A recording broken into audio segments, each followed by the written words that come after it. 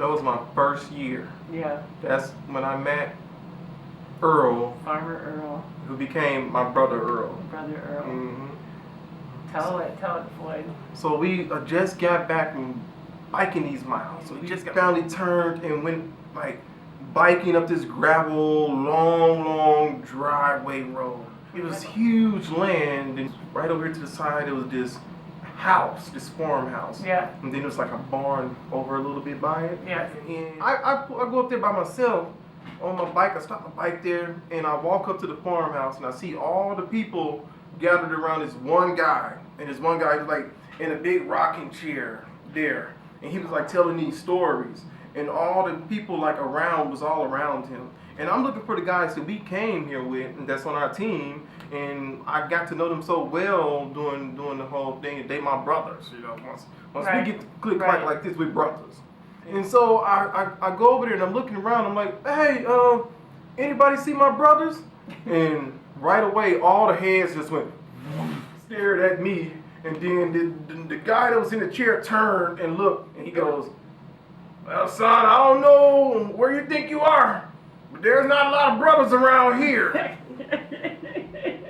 The introduction to Farmer Earl. It was wild. And then I walk over there to him, and then come to find out that Farmer Earl is the grandson of the Grand Wizard of the KKK of the county that we're staying in. The thing that I remember the first is if you had biked up on my property 5 years ago when he was 80, there would have been some problems up in here. And I told him, Earl, you about right. If I would have came here 5 years ago and you would have seen how I was then, we would have tore this whole farm upside down. Right. I don't know how it happened. I never got to town that day, throughout that night. Me and him sitting on that big old rocking, swing, and was talking, and sharing our stories about our past, about how we was, and how when the point came to us when we had the aha moment and knew that was wrong and knew that wasn't really the truth of who we were. Then sharing these experiences where it was very interesting how they matched, but in different ways. And then, we was laughing, and it's getting like maybe 3 in the morning. 3 in the morning. Someone in the cornfield, like our people, our brothers that was sleeping, someone yelled, hey, quiet down out here. I'm trying to sleep. Right. And then Earl, still rugged as Earl is, go, who the heck you think you talking to? You on my land. You must be talking to my brother Floyd here. But you don't tell my brother Floyd when he need to quiet down and stuff. You on my land. And we started laughing and telling more stories throughout the wee night, the morning time.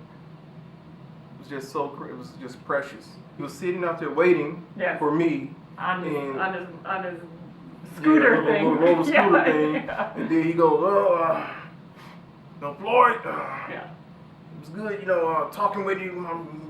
You're my brother now. And you get on that ride and get out of here, You ever back in this area, you just let me know. You know what, Earl?